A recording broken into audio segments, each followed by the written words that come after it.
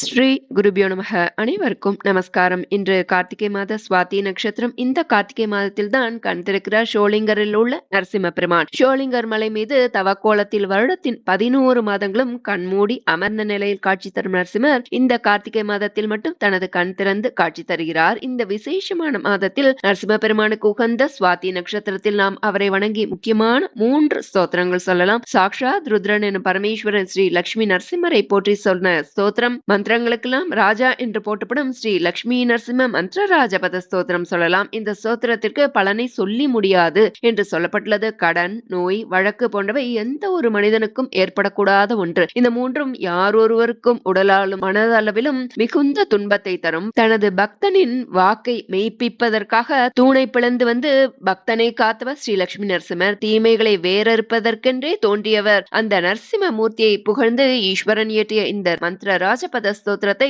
பக்தியுடன் சொல்ல அனைத்து பிரச்சனைகளும் தீரும். கடன் தொல்லையால் அவதிப்படுவோர் கடன் தொல்லையிலிருந்து விடுபட சொல்ல வேண்டிய பிரத்யேகமான ஸ்லோகம் ரிண விமோச்சன நரசிம்ம ஸ்தோத்திரம். இதை இந்த நன்னாளில் சொல்லி நரசிம்மமூர்த்தியை வழிபட கடன் தொல்லையிலிருந்து விடுபடலாம் என்பது நம்பிக்கை. இது பணத்தால் ஏற்பட்ட பொருளாதார கடன் மட்டுமல்லாமல் தேவகடன், பித்ருக்கடன், மனுஷக்கடன் என அனைத்தையும் தீர்க்க வல்லது. ஆதிசங்கர் அருளிய லட்சுமி நரசிம்ம கருணாரச ஸ்தோத்திரம் எனும் கராவளம ஸ்தோத்திரம். கராவளமம் என்றால் ஆபத்தில் இருப்பவருக்கு கை தூக்கி உதவி செய்வது. இது ஒருவருக்கு வரும் எப்பேற்பட்ட துன்பத்தையும் ஆபத்தையும் போக்கக்கூடியது, சகல நலன்களையும் கொடுக்கக்கூடியது. இந்த அற்புதமான ஸ்தோத்திரங்களை நரசிம்மர் கண் திறக்கும் இந்த கார்த்திகை மாதத்தில் வரும் சுவாதியில் பாராயணம் செய்து அவர் அருளை பரிபூர்ணமாக பெறுவோம். நம்ம ஸ்தோத்திரத்தை பார்க்கலாம். ஸ்ரீ நரசிம்ம மந்திர ராஜபத ஸ்தோத்திரம்.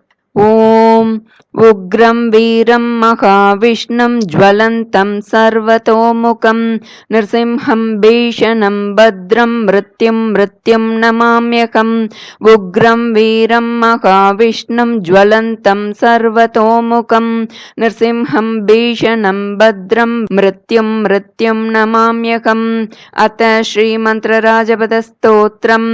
ஸ்ரீ ஈஸ்வர உவாச்ச वृत्तोत्पुल्लविशालाक्षं विपक्षक्षयदीक्षितं निनादत्रस्तविश्वाण्डं विष्णुमुग्रं नमाम्यहं.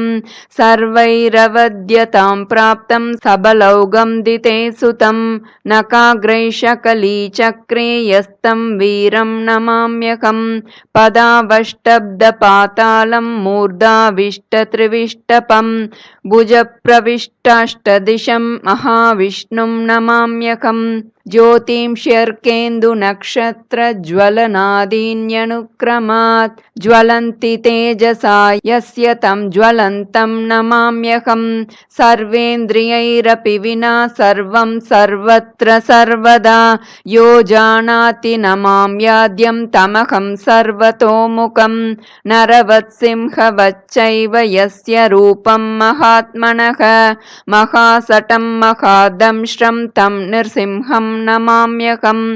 यन्नामस्मरणात् भीताः भूतवेतालराक्षसाः रोगाद्याश्च प्रणश्यन्ति भीषणं तं नमाम्यहं. सर्वोऽपि यं समाश्रित्य सकलं भद्रमश्नुते श्रिया च भद्रया जुष्टो यस्तं भद्रं नमाम्यहं. साक्षात् स्वकाले सम्प्राप्तं मृत्युं शत्रुगणान्वितं भक्तानां नाशयेद्यस्तु मृत्युं मृत्युं नमाम्यहं. नमस्कारात्मकं यस्मै विदायात्मनिवेदनं त्यक्तदुःखोऽखिलान् कामान् अश्नन्तं तं नमाम्यहं. दासभूता स्वतः सर्वे ह्यात्मानः परमात्मनः अतोऽहमपि ते दासः इति मत्वा नमाम्यहं. शङ्करेणादरात् प्रोक्तं पदानां तत्त्वनिर्णयं त्रिसन्ध्यं यः पठेत् तस्य श्रीविद्यायुश्च वर्धते इति पाञ्चरात्रागमीय अहिर्बुद्ध्य संहितात् अन्तर्गतं श्री नरसिंह मंत्र राजपद स्तोत्रं सम्पूर्णम्. श्री ऋण विमोचन नरसिंह स्तोत्रम्. ध्यानं वागीशायस्य वदने लक्ष्मीर्यस्य च वक्षसि यस्यास्ते हृदये संवित्तं नरसिंहमहं भजे. देवताकार्यसिद्ध्यर्थं सभास्तम्भसमुद्भवं श्रीनरसिंहं महावीरं नमामि ऋणमुक्तिदायकम्. ऋणमुक्तये लक्ष्म्यालिङ्गितवामाङ्कं भक्तानां वरदायकं श्रीनरसिंहं महावीरं नमामि ऋणमुक्तये आन्त्रमालाधरं शङ्खचक्राब्जायुधधारिणं श्रीनरसिंहं महावीरं नमामि ऋणमुक्तये स्मरणात् सर्वपापघ्नं कद्रुजविषनाशनं श्रीनरसिंहं महावीरं नमामि ऋणमुक्तये सिंहनादेन महता दिग्विदिग्भयनाशनं श्रीनरसिंहं महावीरं नमामि ऋणमुक्तये प्रह्लादवरदश्रीशं दैत्येश्वरविदारणं श्रीनरसिंहं महावीरं नमामि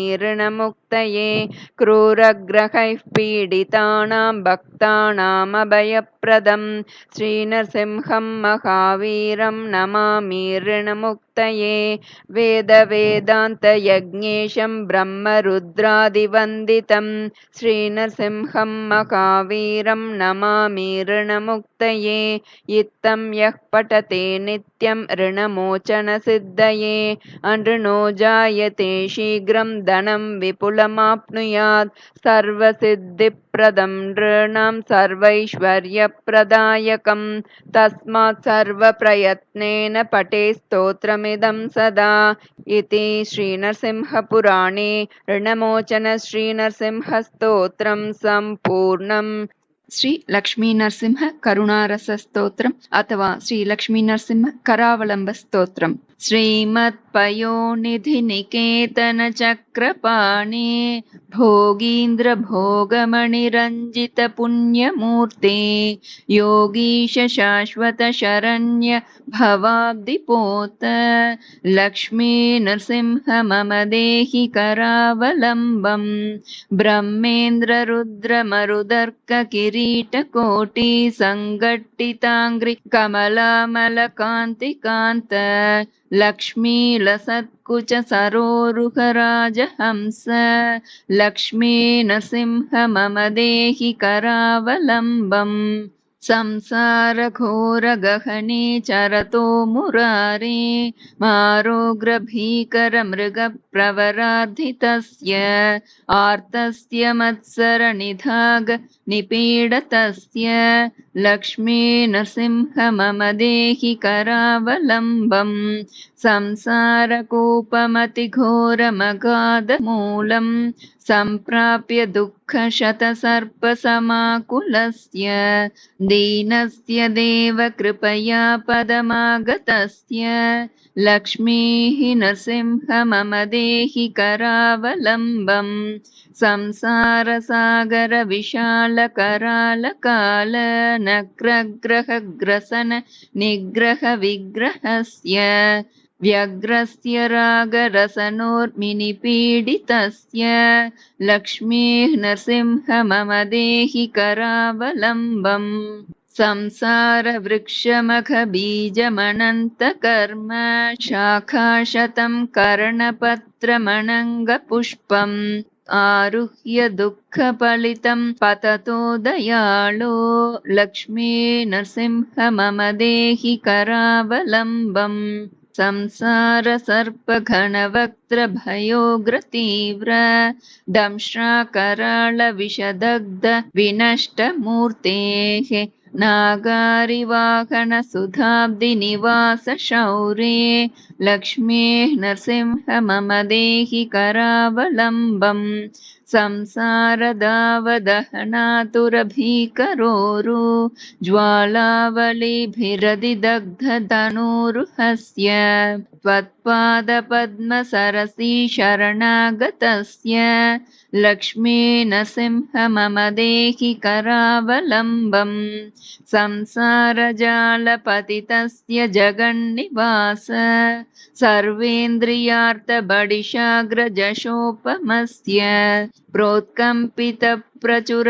ತಾಳುಕಮಸ್ತಕಸ್ಯ लक्ष्मी नृसिंह मम देहि करावलम्बम् संसारभीकरकरीन्द्रकराभिघात निष्पीड्यमाणवपुषः सकलार्तिनाश प्राणप्रयाण भवभीतिसमाकुलस्य लक्ष्मी नृसिंह मम देहि करावलम्बम् अन्धस्य मे हृतविवेकमहाधनस्य चोरैर्महाबलिभिरिन्द्रियनामधेयैः मोहान्धकारकुहरे विनिपातितस्य लक्ष्मी नृसिंह मम देहि करावलम्बम् बद्ध्वा गले यमभटा बहुतर्जयन्तः कर्षन्ति यत्र भवपाशशतैर्युतं माम्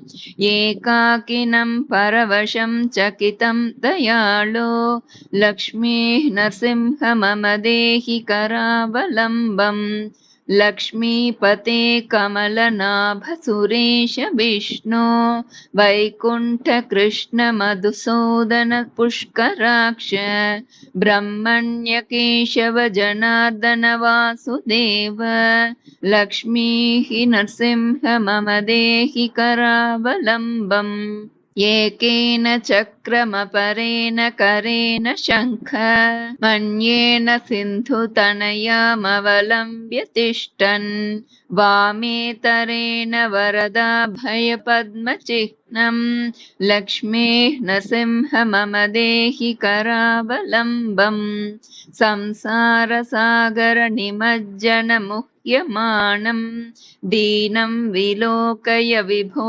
करुणानिधे मां प्रह्लादखेदपरिहारपरावतार लक्ष्मीः नृसिंह मम देहि करावलम्बम् प्रह्लादनारद पराशर पुण्डरीक व्यासादिभागवत पुङ्गव हृन्निवास भक्तानुरक्त परिपालन पारिजात लक्ष्मीः नृसिंह मम देहि करावलम्बम् लक्ष्मी नृसिंह चरणाब्ज मधुव्रतेन स्तोत्रं कृतं शुभकरं भुवि शङ्करेण एतत् पठन्ति मनुजा हरिभक्तियुक्ताः ते यान्ति तत्पदसरोजमखण्डरूपम् आद्यन्तशून्यमजमव्ययमप्रमेयम्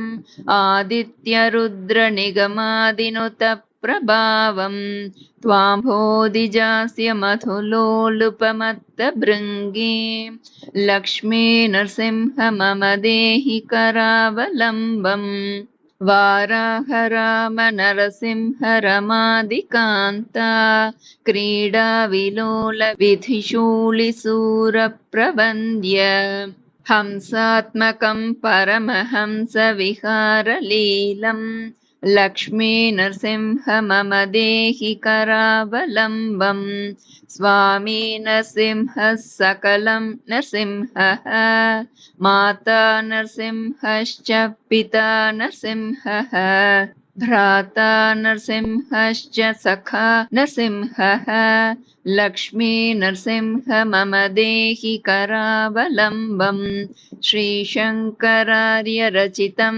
सततं मनुष्यः स्तोत्रं पठेदिह तु सत्त्वगुणप्रसन्नम् सद्यो विमुक्तकलुषो मुनिवर्यगण्यो लक्ष्मी नृसिंह मम देहि करावलम्बम् यन्माययार्जितवपुः प्रचुरप्रवाहमग्नार्तमत्र निवहोरुकरावलम्बम् लक्ष्मी नृसिंह चरणाब्ज मधुव्रतेन स्तोत्रं कृतं सुखकरं भुवि शङ्करेण श्रीमन्नृसिंह विभवे गरुडध्वजाय तापत्रयोपशमनाय भवौषधाय तृष्णादिवृश्चिकजलाग्निभुजङ्गरोग क्लेशव्ययामहरये गुरवे नमस्ते इति श्रीमत्परमहंसपरिव्राजकाचार्यस्य श्रीगोविन्दभगवत्पूज्यपादशिष्यस्य श्रीमच्छङ्करभगवतः कृतौ श्रीलक्ष्मीनरसिंह करुणारसस्तोत्रम् अथवा श्रीलक्ष्मीनरसिंहकरावलम्बस्तोत्रम् सम्पूर्णम्। श्रीगुरुभ्यो नमः। हरिः ओम्।